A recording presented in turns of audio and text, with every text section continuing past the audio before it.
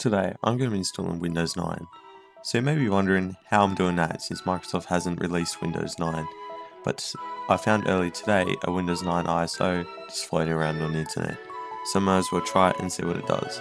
So I'm quickly going to open up VMware Workstation. Going to create a new virtual machine real quick. Alright, so now we're in a Windows 7 virtual machine. I'm going to quickly mount the drive and see what it has on it. Alright, so now I've got it in. As you can tell, the icon's not the best, but that's probably because of the virtual machine I'm using. So it's already trying to run auto run, so might as well open that.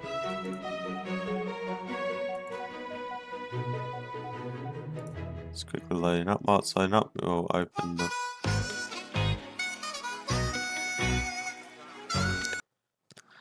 Okay. I wasn't expecting that. So it's also opened up this menu over here with all applications going to install. I didn't even open that, but let's go back into the files and see what's on here. So this just looks like any other modified Windows install. So let's boot up the Windows 9 virtual machine. So now it's in, it's just taking us straight to the version selection where it's got Windows 9 Professional x64 and it was last modified in 2014. Guess it makes sense since down there it says 2014, but let's continue with the install. So it's just straight in under the language selection and all that. I'm just going to let this run and see how fast it goes.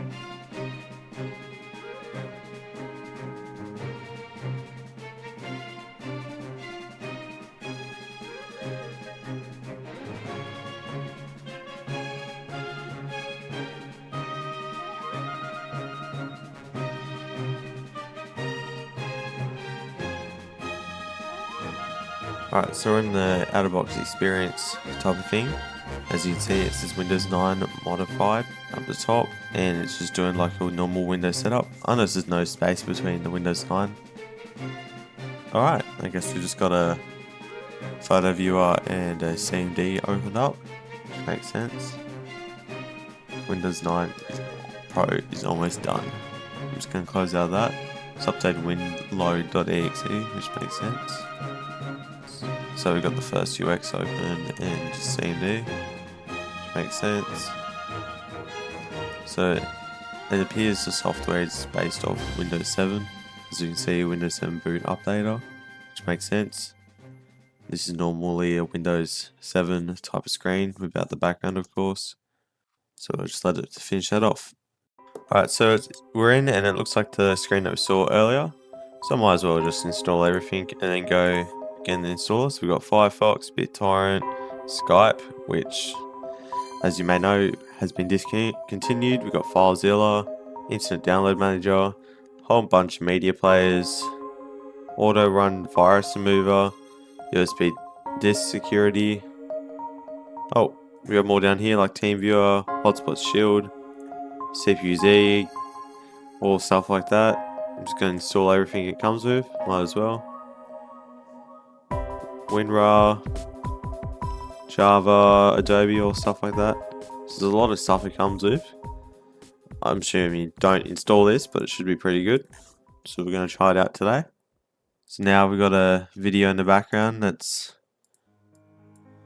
just, I guess it's just a video. We got Auto Run Virus Remover, which I'll start. I don't think there'd be any viruses. I don't know what this is. It looks like a video player, but it's obviously not. So no threats were found, of course, because it's a new install. So I'm just gonna close that, assuming that was the close button, and let this install. So I'm midway through, and it looks like we've got a Visual C++ installer, but the installer I'm assuming is in German. And I don't speak German, so I'm pretty sure that's installed. Yes, it's installing. It's also got this utilities tool. I don't know what that said, but alright. Yeah, it's just running through all the apps we enabled, which seems to be a fair amount. Some are failing, but that's alright. So hopefully it looks like it's finished, which is good. Welcome to Windows 9 edition. So it looks like it's finished, which is as I said already, good. So the copyright is for freeware sys, which is not even in the middle, but it's alright. So now just restarting, and then of course the things change. So this is of course the Windows 7 installer, but it's this Windows 9 edition with the freeware copyright sign instead of Microsoft. And looks like we're in.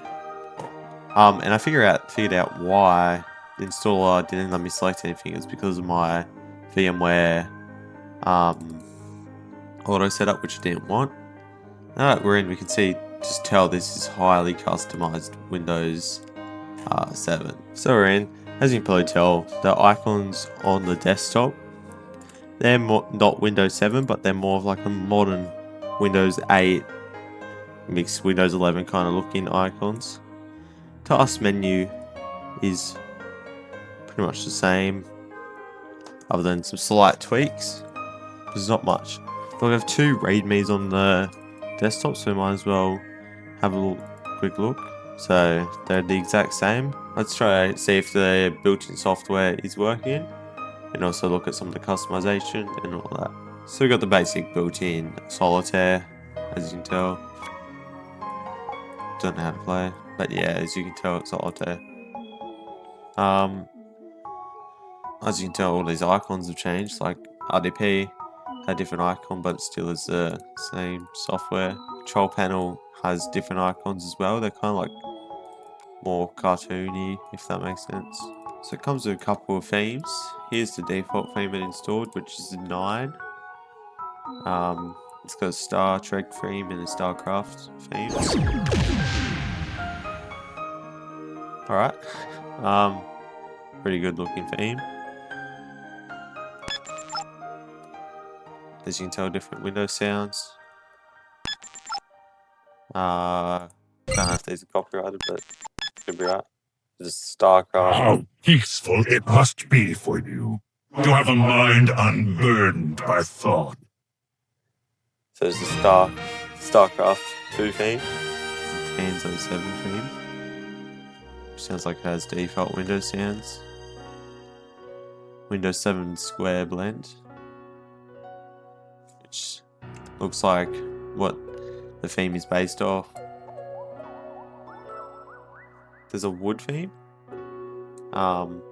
Which changes cursor, which looks like more like a Mac cursor, and it's just the background as an Apple logo.